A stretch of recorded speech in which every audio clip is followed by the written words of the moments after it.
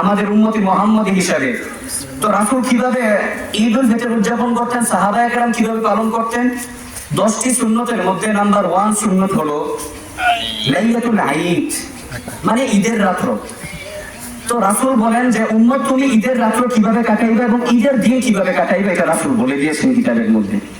তো রাসূল বলেন যে ঈদের আগের দিন, মানে যেই রাতে চাঁদ উঠে ঈদের, তো এই রাত্রটা তুমি তাড়াতাড়ি ঘুমিয়ে যাও এবং ভোরবেলা তাড়াতাড়ি ঘুম থেকে উঠে যাও, এটা হলো রাসূলের সুন্নাত।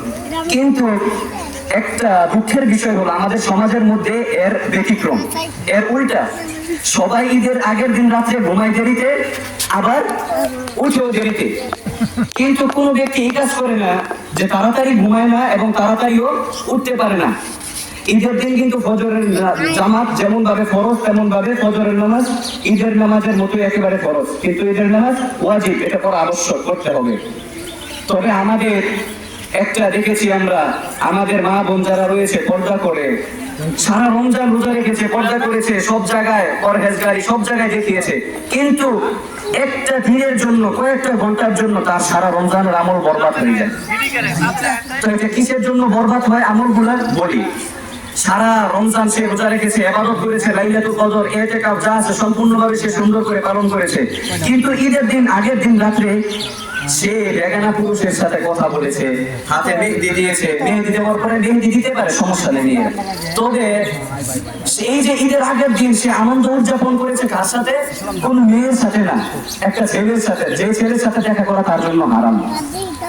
তো এই যে এক মাস সে ভালো করে ইবাদত করলো, ইতিকাফে বসলো, সে লাইলাতুল কদর পালন করলো, কিন্তু কয়েকটা ঘন্টার জন্য তার পুরো রমজানের আমল বরবাদ হয়ে গেল। নাউজুবিল্লাহ। তো রাসূল বলেন যে এগুলো থেকে বেঁচে থাকতে হবে। তো নাম্বার 1 কি বললাম? রাসূল বলেন যে ঈদের আগের দিন রাতে তোমাদেরকে সুন্দরভাবে তাড়াতাড়ি ঘুমাতে হবে এবং ভোরের বেলা তাড়াতাড়ি ঘুম থেকে উঠে ফজরের নামাজে যেতে হবে এবং ফজরের পর থেকে নিয়ে ঈদের আগ পর্যন্ত ঈদের নামাজের প্রস্তুতি নিতে হবে, এটা রাসূল বলেছেন। তাহলে এখন 2 নম্বরে যাওয়া যাক। 2 নম্বর সুন্নাত রাসূল কি বলেন? তামারুন অর্থ খেজুর। কি বললাম? তামারুন অর্থ খেজুর। যারা সৌদি থাকছেন তারা জানেন তামারুন অর্থ খেজুর। তো খেজুর রাসূল বলেন যে উম্মত তুমি যখন ঈদগাহের দিকে রওনা হইবা, তখন বাড়ি থেকে একটা, দুইটা বা তিনটা খেজুর বা মিষ্টি জাতীয় কোনো জিনিস খেয়ে তারপর ঈদগাহের দিকে রওনা হবে।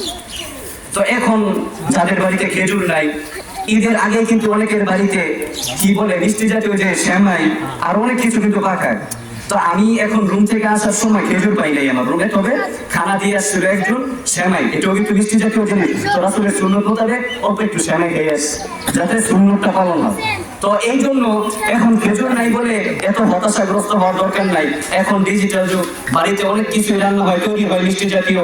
তো এগুলো অল্প একটু খেয়ে আমরা বাড়ির দিকে রওনা হলাম, তার ঈদগাহের দিকে রওনা হলাম। তাহলে তার জন্য আমরা কি পেলাম? রাসূলের সুন্নত আদায় হলো, রাসূলের সুপারিশ পাওয়ার জন্য আমাদের আরেকটা রাস্তা মিলে গেল। সুবহানাল্লাহ।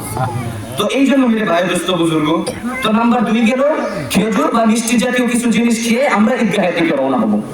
তো আমরা নাম্বার 3-এ যাই এখন। আল গসল মানে শরীর ধৌত করা। শরীর ধৌত করা মানে কি বোঝায়? গোসল করা। গোসল পুরো শরীর ধৌত করে। এখন অনেকেই আমরা ঈদের দিন কিন্তু এমনি খুশির আনন্দে সবাই গোসল করে আসি, একটু পাক পবিত্র হয়ে যায়। এমনি তো সবাই পাক পবিত্র থাকি আমরা আলহামদুলিল্লাহ। তবে ঈদগাহে এমন একটি এটা মাঠ, এটা আসার পূর্বে কেউ বলা লাগে না যে গোসল করতে হবে। আমি সকাল 7টা বাজে গোসল করে রুমে বসে গেছি, রুমে বসে থেকে পরে এখন বসে আসলাম।